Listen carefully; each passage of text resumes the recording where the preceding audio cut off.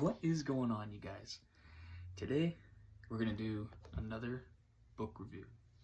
And this one is a very, very, very good one. One that I can recommend to anyone. One that applies to every single person's life. And one that I hope you take the time to actually read.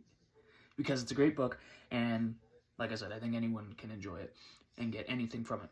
So, the book is called The Art of War by Sun Tzu. And I am a firm believer that you should read all different types of books, but you should also read books specifically, ones that have stood the test of time, ones that have been around for thousands of years, okay? This book is one of those books. So, let's dive right into it, just so that you can get a little idea of who Sun Tzu is. I'll read this first part here.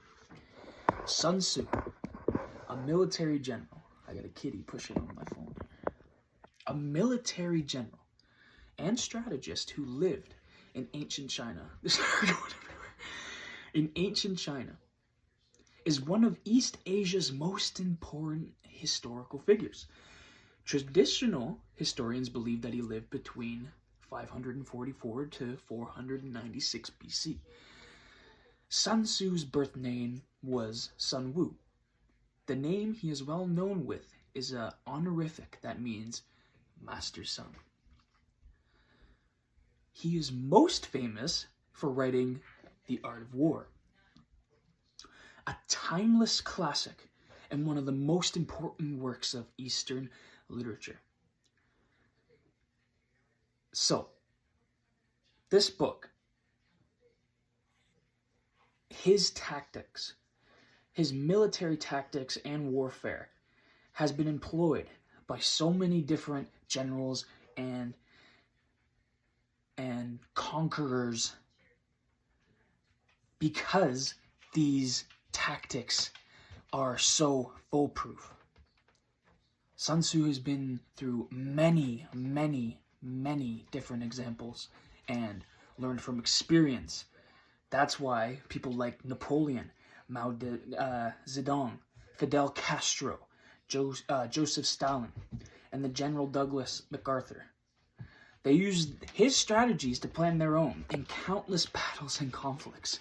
And that is already just a testament to how powerful and how beautiful Sun Tzu puts together his tactics.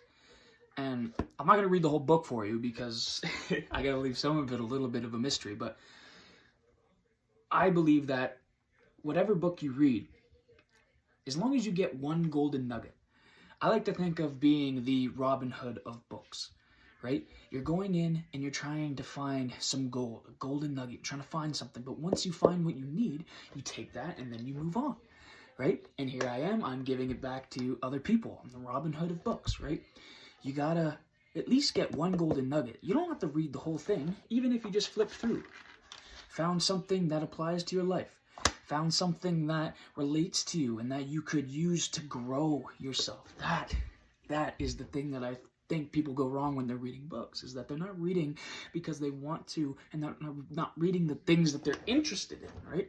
You gotta read what you're interested in. So, one golden nugget that I got from this book is the moral of my story, is the 5 faults that every general should look out for. 5 faults that every person should look out for, right? So number 1, recklessness leads to disaster. Number 2, cowardice leads to capture. 3, a hasty temper is easily provoked with insults.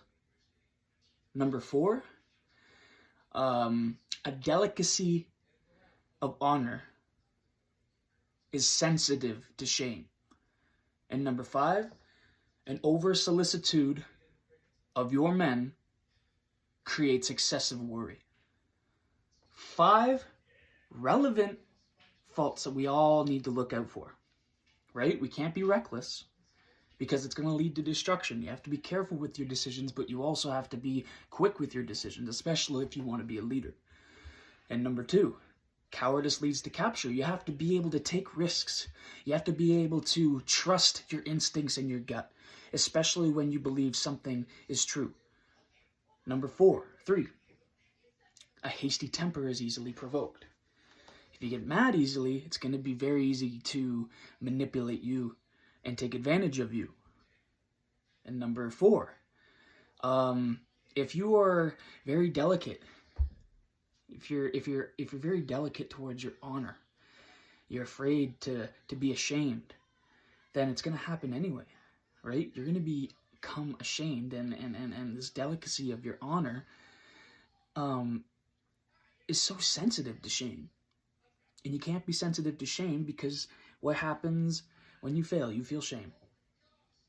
And when you feel shame, you then try to avoid failure. But failure is the only way that we grow. Failure is the only way that we learn the best way, right? Failing is only getting you one step closer towards the truth.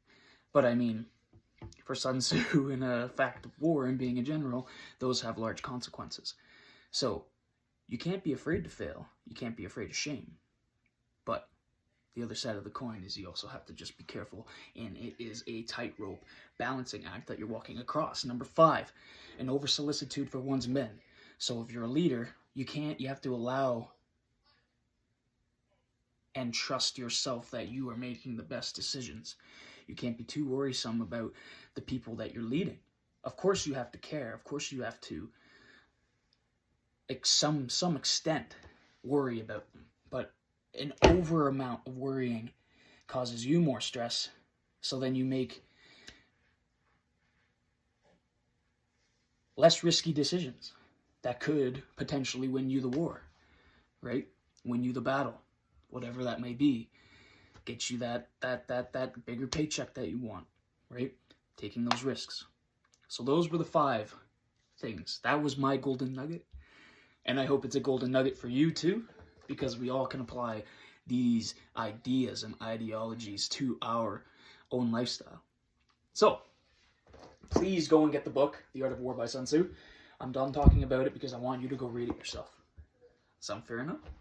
I'll catch you guys on the next video. My name is Kevin Luck, and till next time.